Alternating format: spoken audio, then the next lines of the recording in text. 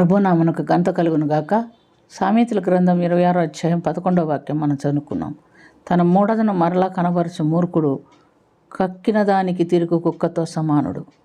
ప్రియమైనటువంటి దేవులారా, ఈ మాటలు మనం గమనించినట్లయితే ఎవరైతే విడిచిపెట్టినటువంటి బలహీనత ఉందో వాటిని మళ్ళా చేర్చుకుంటారో వారే కక్కిన దానితో తిరుగు కుక్కతో సమానుడని మనం గమనిస్తున్నాం.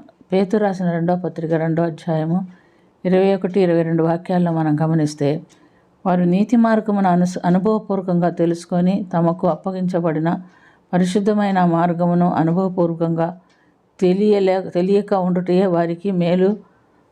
కుక్క తన వాంతికి తిరిగినట్టుగాను, కడగబడిన పంది బురదలో దొర్లుట్టుకు మళ్ళినట్టుగాను నిజమైన సామెత చొప్పున వీరికి సంభవించును. ఉదాహరణకు మనం గమనిస్తే, ఇశ్రాయేలీలు వాగ్దత్త ప్రదేశ ప్రయాణంలో సీనాయి పర్వతం మీద దేవుడు మోషే ద్వారా వాళ్ళకు 10 ఆజ్ఞలు ఇస్తున్నట్టుగా మనం చూస్తున్నాం. అందులో ప్రధానమైనటువంటి ఆజ్ఞ ఏమిటంటే, మనం గమనించినప్పుడు విగ్రహారాధన చేయకూడదు. మొట్టమొదటి ఆజ్ఞ అది. అయితే ఇశ్రాయేలీలు ప్రయాణంలో ఉండగా నిర్గమకాండం 32వ అధ్యాయంలో మనం చూసినప్పుడు, మోషే వాగ్దత్త ప్రదేశమునకు వెళుతున్నటువంటి సమయంలో ఆ యొక్క నిబంధన పలక కొరకు సీనా పర్వతం మీదకి వెళ్ళాడు. అతను 40 దినాల దాకా తిరిగి రాలేదు. వెంటనే ఇశ్రాయేలీలు అంటారు, మనల్ని నడిపించిన ఆ మోషే ఏమయ్యాడో ఏమో, మాకు ముందు నడుచుటకు ఒక దేవత కావాలి, మా కొరకు దేవతను నిర్మించు అని అహరోనుతో అడుగుతున్నట్టుగా మనం చూస్తున్నాం. అతడు ఏం చేశారు, తమ స్త్రీలకు, కుమారులకు, కుమార్తెలకు ఉన్నటువంటి చెవుల పోగులు, బంగారు పోగులను తెప్పించి తొగరతో ఒక దూడను చేసి దాన్ని బంగారంతో పొదిగించి దాన్ని బలిపీఠం కట్టించి దాని మీద ఉంచి, ఓ ఇశ్రాయేలు వినుము, ఇదే మీకు దేవుడు నేను ఏర్పరుస్తున్నటువంటి దేవత ఇదే అని, మిమ్మల్ని ఐగుప్తు నుంచి విడిపించినటువంటి దేవత ఇదే అని చెప్తున్నాడు. దీనికి కారణం ఏమిటంటే, అహరోను కూడా దేవుణ్ణి హృదయపూర్వకంగా చూడలేదు, తెలుసుకోలేదు. మోషే వచ్చి చెప్పిన మాటలు చెప్పటమే అహరోను. కాబట్టి వీళ్ళు ఏం చేశారు, వాళ్ళు పండగ చేసుకుంటున్నారు, దేవతకు పండగ చేసుకుంటున్నారు. దాన్ని మొక్కి ఏం చేస్తాం, తినుటకు తాగుటకు కూర్చుండిరి, ఆడుటకు లేచిరి అని మనం చూస్తున్నాం.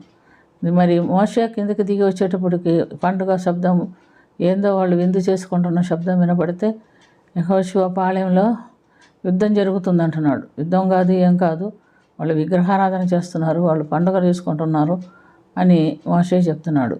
వచ్చి చూసినప్పుడు వాడు అదే విధంగా చేస్తున్నట్టుగా మనం చూస్తున్నాం.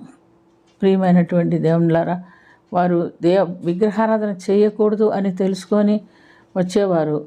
అసలు వాగ్దత్త ప్రదేశం కూడా చేరుకోలేదు. దానికి ముందే ఆ ఒప్పందాలు మర్చిపోయి పాపం చేస్తున్నట్టుగా మనం గమనిస్తున్నాం. మనం కూడా ప్రియమైనటువంటి దేవునిలారా, చాలాసార్లు మనుషులు ఏం చేస్తారంటే, దేవుని దగ్గర ఒప్పందం తీసుకుంటారు, మరలా సందర్భం వచ్చినప్పుడు దాన్ని మర్చిపోయి అదే పాపం మళ్ళీ చేస్తూ ఉంటారు.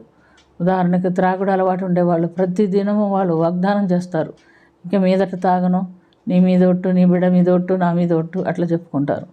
కానీ ఆ సందర్భం, ఆ తాగే సమయం వచ్చినప్పుడు అలవాటు పడిపోయాడు కదా, ఆ సమయం వచ్చినప్పుడు అంతా మర్చిపోయి మళ్ళీ తాగుతాడు. మళ్ళీ ఇంట్లో మామూలుగానే గొడవలు జరుగుతూ ఉంటుంది.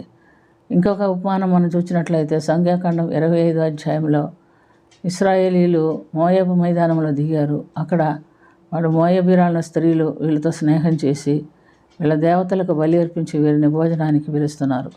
వీళ్ళు కూడా వెళుతున్నట్టు చూస్తున్నాం. అందును బట్టి దేవుని యొక్క ఉగ్రత కోపం వారి మీదకి వచ్చినట్టుగా కూడా మనం చూస్తున్నాం. కాబట్టి ఇది మానవుల్లో ఉన్నటువంటి సహజమైనటువంటి బలహీనత. కక్కిన దానితో తిరిగిన కుక్క అనేటువంటి మాట చూడండి, విడిచిపెడతారు, మరలా తిరిగి పాపం చేస్తూ ఉంటారు. అలాంటి బలహీనమైన మనసు మనకు ఉండకూడదు. మనం ఒక్క మాట దేవుని యొక్క తీర్మానం తీసుకుంటే, ఎంతోమంది దేవుని సమర్పించుకుంటారు, తీర్మానం తీసుకుంటారు, దేవుని కొరకు జీవించాలని ఒప్పుకోలేకపోతున్నారు. ఇది యెహోవా యందు భయభక్తులు కలవారు బహుధైర్యం కలిగి ఉందరని మనం చూస్తున్నాం. అంటే విడిచిపెట్టిన దాన్ని మళ్ళీ చేర్చుకోకుండా మనుషులతో మాట్లాడుకొని మనం హృదయాన్ని నిబ్బరం చేసుకొని నిలబడే ధైర్యం కూడా దేవుని వాక్యమే మనకి ఇచ్చేది.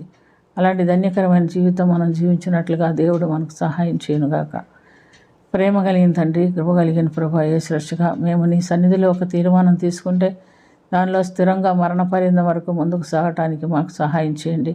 ఎన్ని ఒడిదొడుకులు వచ్చినా, ఎన్ని ఆటంకాలు వచ్చినా, ఎంతమంది ప్రలోభించినా మేము బలహీనతలో పడిపోకుండా మమ్మల్ని నిలబెట్టే దేవుడు నువ్వే కనుక మీకే స్తుతి స్తోత్రం చెల్లించుకొని మమ్మల్ని నిలబెట్టుకోమని రాజ్యం చేర్చుకొనమని యేసుక్రీస్తు పుణ్యనామన అదిమికిలి వినయంతో అడిగి వేడుకొంచున్నాము తండ్రి. ఆమేన్.